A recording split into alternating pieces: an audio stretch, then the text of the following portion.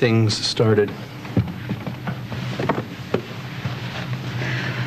Well, I hope I didn't make you feel too uncomfortable, Philip.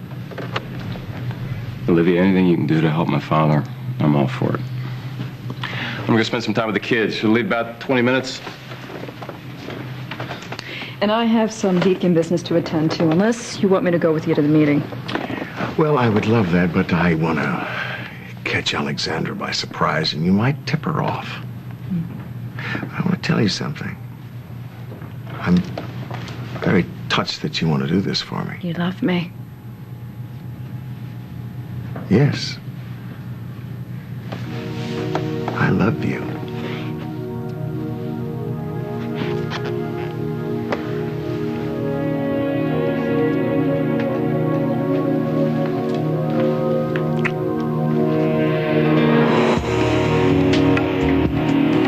I was out the house when your furniture arrived today, Alexandra.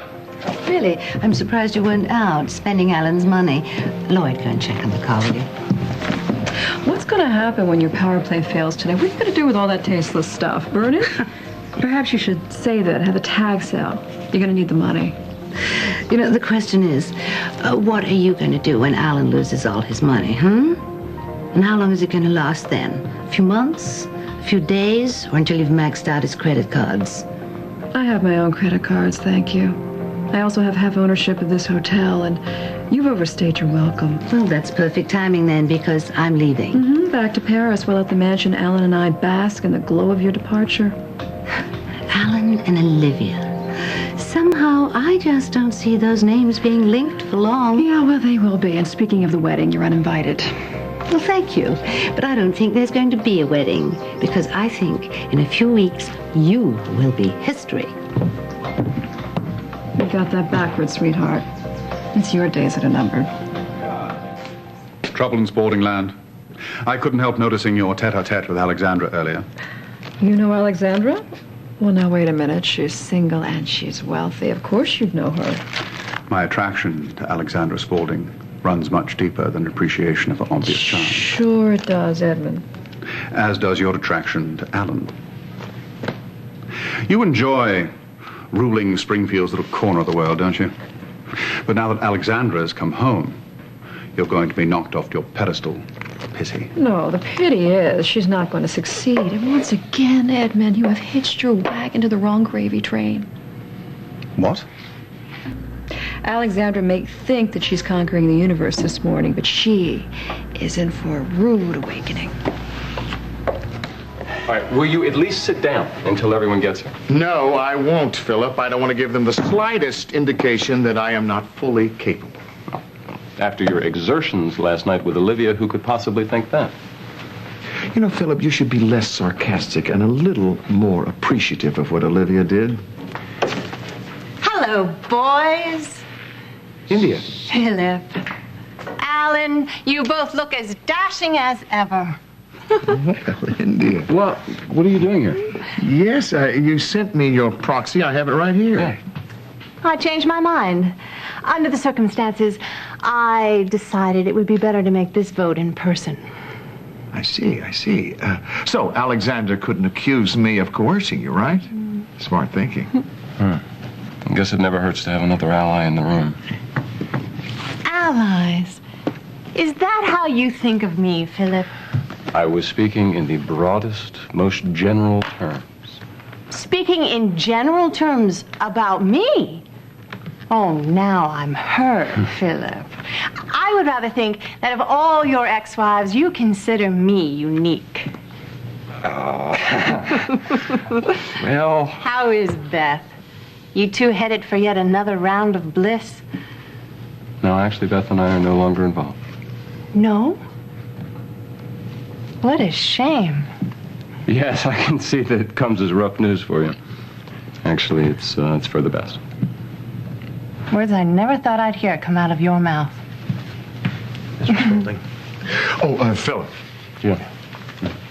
Excuse me. Is this it? It's official. You can vote your shares. Excellent. There we go. Hello, India. Oh, it's wonderful to see you too, Alexandra. Alexandra! Alexandra, your loving brother in the flesh. Well, I expected that you might be here. I hadn't thought to see you looking quite so fit.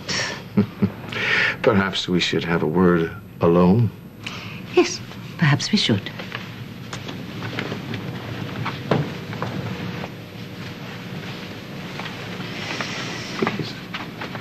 Well, Alexandra, are you surprised to see your brother up and about? You shouldn't be. A judge just signed off on this document stating I am no longer incapacitated. You have never been incapacitated in the first place. You faked your heart attack, remember? Or has pretending to be ill for so long addled your brain? On the contrary, I'm seeing very clearly. And with this document, I have my vote back. And with it, I can stop your attempted coup. Do you remember why you gave me the vote in the first place, Alan? Because I was the one who knew the secrets of your trusty ticker. And I could have revealed it all to Olivia and Philip. So you keep saying. Well, Spaulding you can afford to lose, but not the love of your son and his fiancée, right? You will never expose me. You don't have it in you to destroy me and to hurt Philip. No. Just try me. That's why I'm here. That's what I'm going to do. Call your bluff. Now, your little coup attempt has failed. I shall remain in power. Now, if you will expose me, you will do nothing but alienate me, and I will have to put you in your place. Now, you can huff and puff all you want to, but you will never take my son away from me or the woman that I love. Why is that? Because deep down inside, Alexandra, you're nothing but a softy. Remember, that's why you came back to Springfield, to save us from ourselves. Now, you won't destroy us in the process. You lack the requisite taste of blood. Unlike you. Okay. Did we settle this? Are we through playing games, or do you want to see him back in the wheelchair? It's all right, Philip. Alexandra and I have settled our differences. All right, Alan. Throw me a bone, but since I am still acting CEO for the company, at least let me lead the meeting. Dad?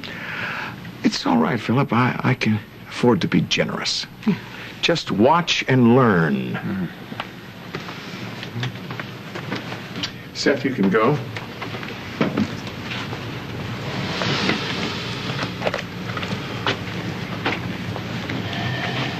Well, Alexandra, I think we can begin.